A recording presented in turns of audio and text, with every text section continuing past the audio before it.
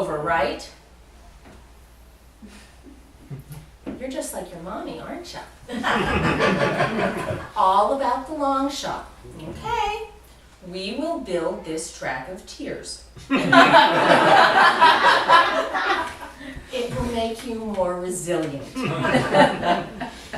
Sophie's off doing something in the other room. Sounds like she's having a good time. I'm relieved because I think the lack of exercise has compromised her immune system. And now she has an eye infection, an ear infection, and a skin disease.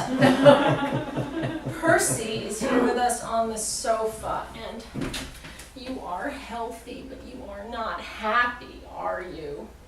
That's why you keep picking fights with Sophie over the food the kids drop on the floor, which means we have to lock you in the back room whenever they eat, and you bark your head off the entire time, which stresses me out so much I wish I could just rip out your vocal cords.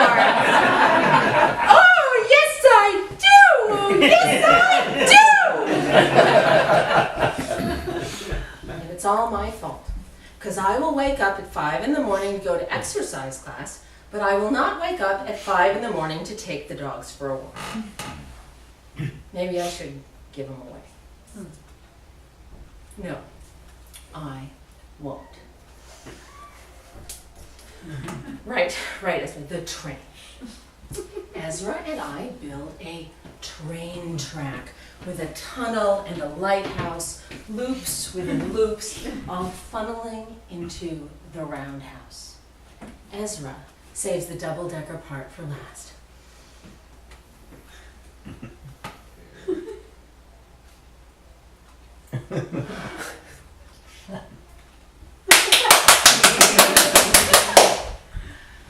And that's when the mailman rings the doorbell to let us know he's dropped a carton of diapers off on the front porch. Percy is the first one to the door by way of the train track. Oh no! Sophie's not far behind. And she's got Murray's poopy diaper in her mouth. Because I forgot to throw it out after the phone call with my dad. She drags it all over the train track and the sofa.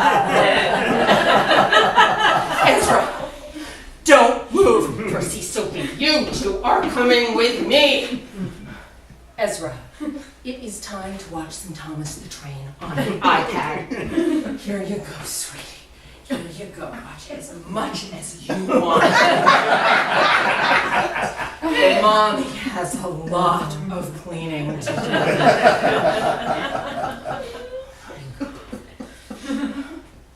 do. So, if I take the dogs for a walk, I'm miserable. And if I don't take the dogs for a walk, they're miserable, and I'm miserable. Why can't I make this work? I was valedictorian.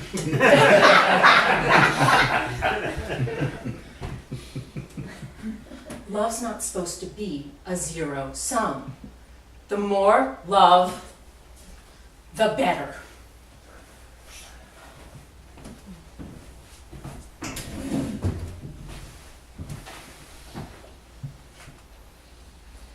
The next day, Percy's sleeping on my left foot.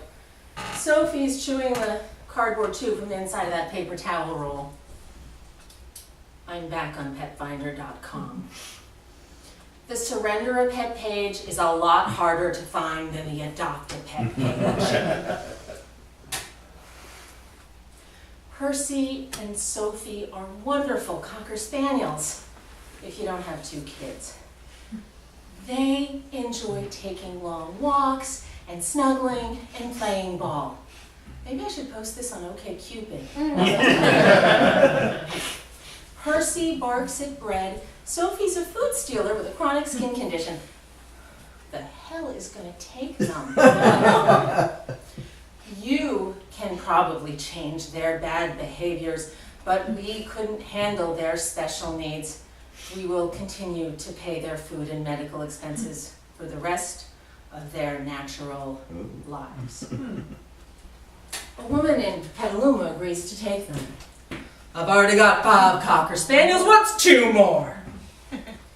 For me, too many. Leashes, tennis balls, snuggle blankets. I can't believe I'm giving my dogs away because they became too much for me. Will my kids think that they could become too much for me and I'll give them away? Bowls. Dog food, gluten-free. It didn't help Sophie's skin condition, it just cost twice as much. Am I any better at this than my mom was? Shock collar from our failed attempt to stop Sophie from leaping on the dining room table at dinner. Ultrasonic bark control unit to stop Percy's ceaseless yapping. Totally useless. All this stuff to help me say no to the dogs so they wouldn't be too much for me, and I couldn't make any of it work. I bet that's what Kevin's mom told herself. And now Kevin doesn't know how to set limits with the kids or me. Medicated shampoo, antibiotics for Sophie's skin condition. That's all of it. Well, at least the dogs are going to a good home. They'll get the attention that they deserve. Percy, Sophie, let's take one last walk at Point Isabel before we head up to Petaluma.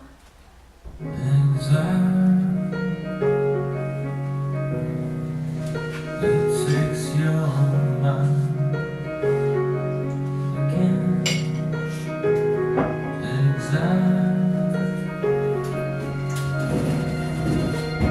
takes your mind again. Ezra, this is the last piece of train track. Watch my mouth. Say, put on.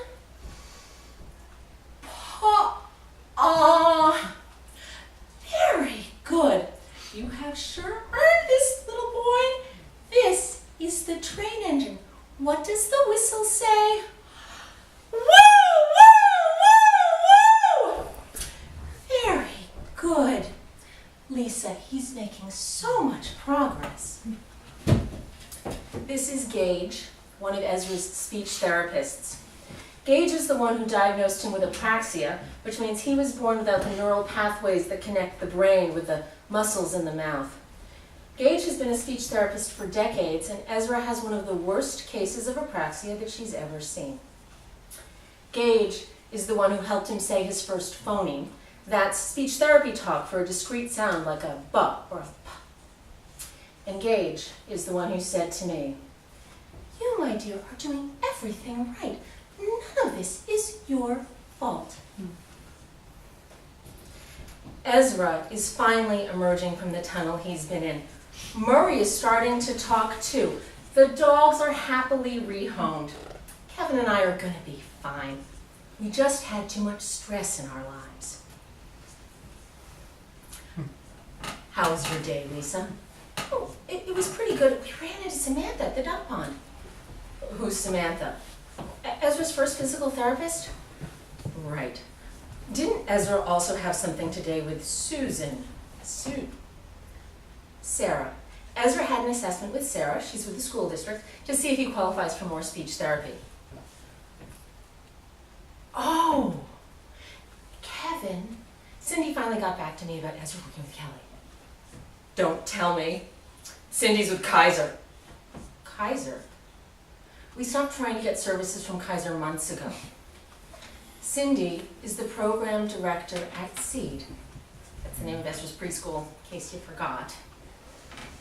Who's Christine? Do you mean Kelly? At this point, Lisa, I have no idea. Kelly is Ezra's new occupational therapist, which is the reason that Cindy called me back in the first place. Lisa, I hate asking about your day because you always get so mad, but if I don't ask about your day, you get mad too. Kevin, you don't care enough about what I do all day to bother learning the names of the women who are helping our son talk. I do care, I do. But you are coordinating appointments with 35 different women whose names all begin with the S phoneme or the K phoneme. See? I have been paying attention to some things. I need a spreadsheet to keep track of them all. Well, Kevin, you're an accountant. Make one. I'm doing that thing that the couples therapist said that I do, aren't I? Where I get all self-righteous when I think I've been wrong. I'm sorry, Kevin. It's okay. Kevin and I are both trying so hard. I'm happy that the dogs aren't in our lives anymore. They were just adding too much stress. The winter holidays. The babysitter's away. It's just going to be me and Kevin and the kids for 10 days. No date night. Bowling! It's something Ezra can do as well as any other 4-year-old.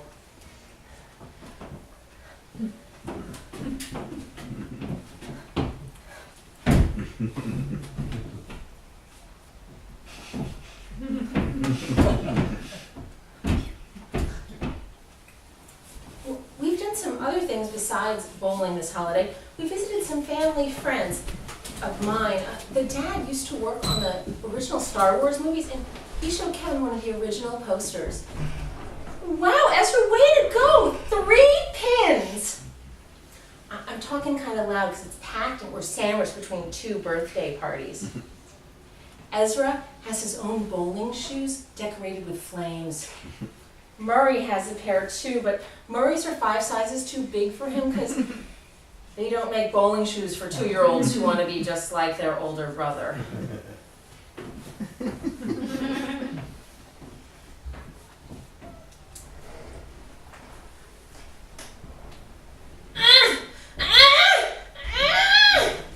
Murray, let Daddy help you. Go away, Daddy! Kevin storms off, and that's when the machine spits out Ezra's bowling ball, which snaps into Murray's fingers. I didn't notice I was on my iPhone. Daddy! Come here, Murray. Why wasn't Mommy paying attention? Lisa, get off that goddamn phone. I'm sorry, Kevin, but I needed a break. What is with you, anyway? When you're at home, you're just passed out on the sofa. That Star Wars poster. Imagine what it was like to grow up in that house. All the opportunity.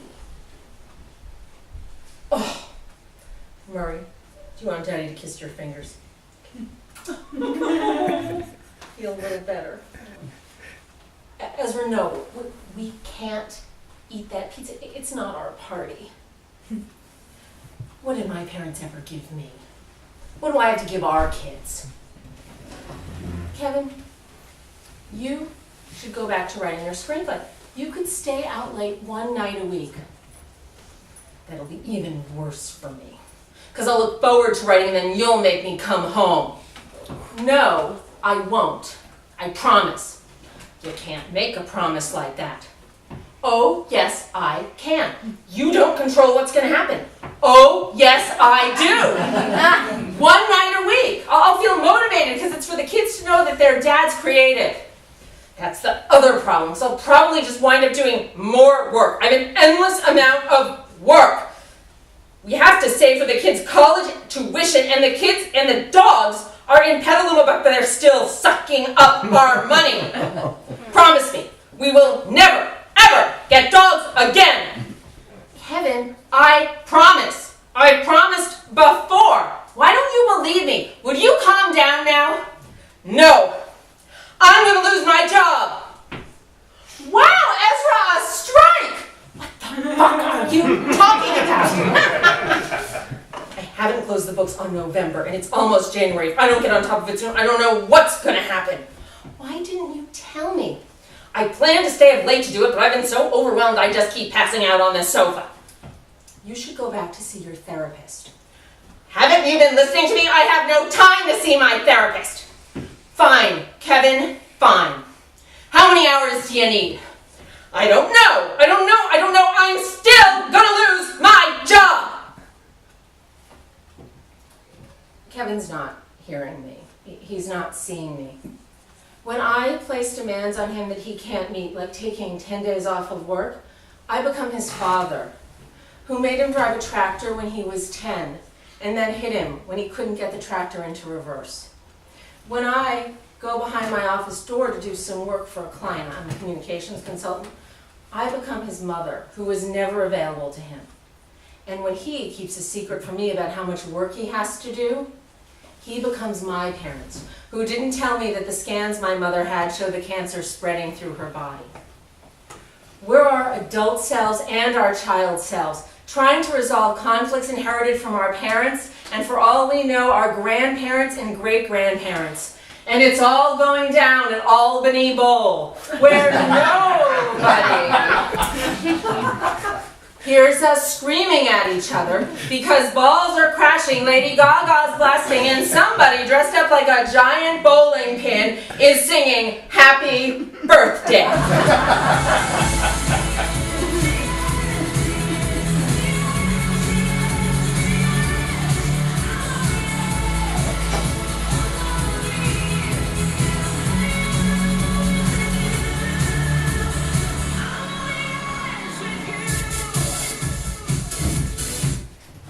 My friend Fiona, the one who's bipolar and never goes on date night with her husband, she read in this book for parents of little kids that our only objective is to make it through this tunnel without getting a divorce.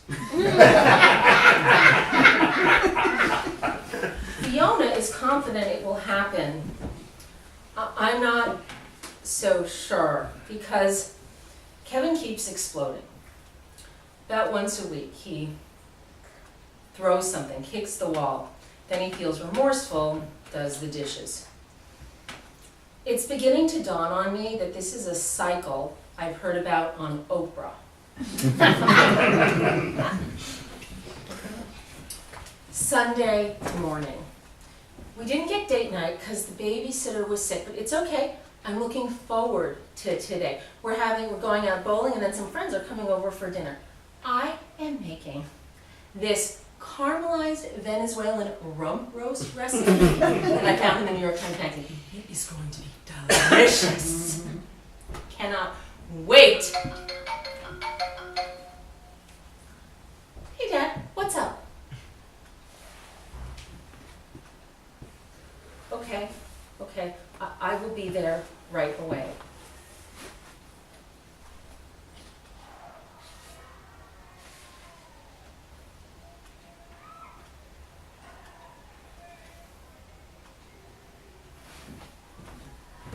Kevin, my dad's in the emergency room. I gotta go. Here's the beef recipe. Lisa, we should cancel dinner. I'm gonna screw this up. Kevin, I included the times where you need to baste it. Just follow the directions. I gotta go. Until my dad called just now, I couldn't imagine taking on anything else. But here I am, driving to the hospital where he used to see patients. I should have gotten pregnant when I was 20. That's how you avoid taking care of parents and kids at the same time. Of course, when I was 20, I was only making $150 a week. It was a wreck because of my mom's death and my dad's nervous breakdown. And I was having sex with those men I just met swing dancing. But I would have done better with the sleep deprivation. My dad's health has been excellent, but 2 weeks ago, he tripped on a curb, cracked his knee, got it fixed, went home, but now he has a low-grade fever and he's worried it means that he has pulmonary emboli, blood clots in his lungs, that could travel to his brain, cause a stroke. I'm here to see Dr. Rothman. I'm his daughter. He's expecting me. Thank you.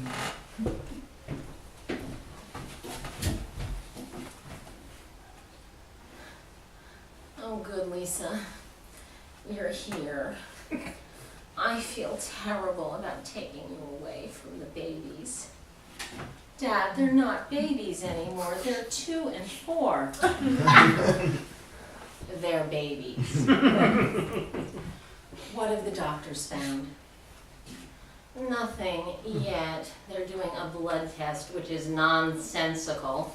What I need is a CAT scan and a chest x-ray, but I'm letting this doctor do what he thinks is right, even though he's wrong, because then he'll do what I want him to do. We wait an hour for the results of the blood test. Kevin and the boys should be at the bowling alley by now. Well, Dr. Rothman, just as you predicted, the results of the blood test are inconclusive. I am ordering that chest x-ray and CAT scan that you suggested earlier. Good. Very good. Lisa, go down the hall. I don't want you exposed to the radiation. Okay.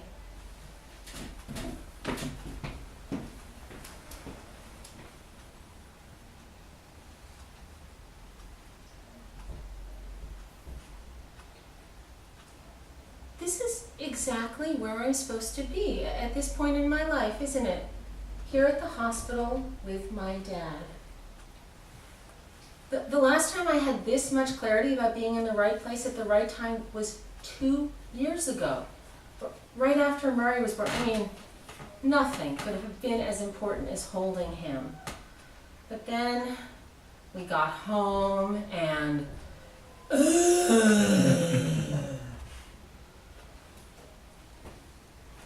some days I take the kids to the tot lot. They're each in a bucket swing.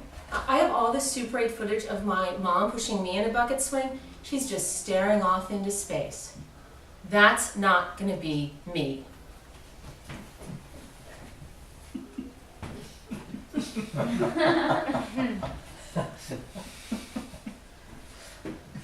Ezra and Murray can do this for 45 minutes.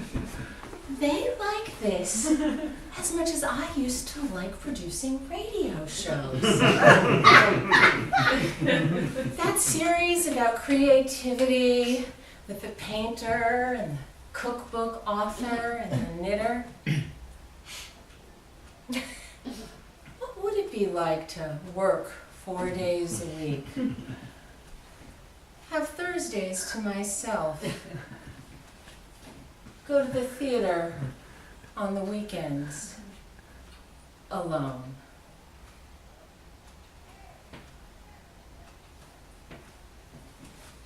Two hours go by while my father and I wait for the results of the CAT scan and the chest x-ray. Kevin and the boys should be back from the bowling alley by now. I hope Kevin's preheating the oven. Well, Dr. Rothman, I will admit I was skeptical that you had pulmonary emboli, but once again, you were right. I am prescribing a blood thinner to be administered immediately. Good. Very good.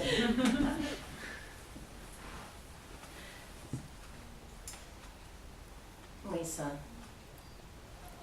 you're all grown up, right?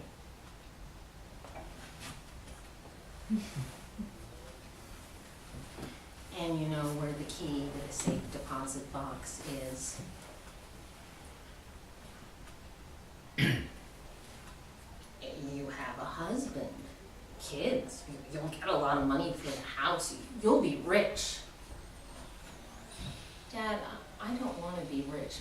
I want the kids to have a grandfather. The nurse comes in. Dad, would you like some privacy? Lisa, it really doesn't matter. I hope Kevin put the roast in the oven. 3 hours later, my dad is settled in his hospital room. He still has a low-grade fever, which is common with pulmonary emboli, but it could also be caused by an infection, so we'll be checking in with the doctor about that tomorrow. Lisa, it's been wonderful having you here, but go home now. I'll be fine. The babies need you. Okay. The roast turns out great. I'm doing the dishes now. Why doesn't Kevin let me depend on him more often? And our friends thought it was kind of weird that we didn't cancel dinner under the circumstances. I guess I just wanted things to be normal for the kids and me. I bet that's what my parents wanted for me. I am starting to dread that sound because you don't control what the person on the other end is going to say. Just last week, I got a call that my friend Fiona, the one who's bipolar and never goes out on date night with her husband, she is locked up in the Kaiser psychiatric ward. Please let this be a telemarketer. Hello? Okay. Okay. Tell him that I'm leaving right now. And thank you for calling.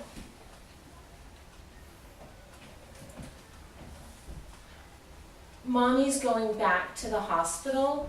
The doctors are helping Pop feel better, but Mommy wants to help too. Kevin, I'll call you in the morning.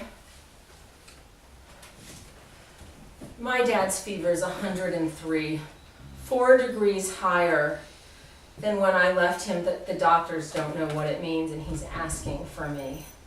I feel nauseous. Is this the night that I become an orphan?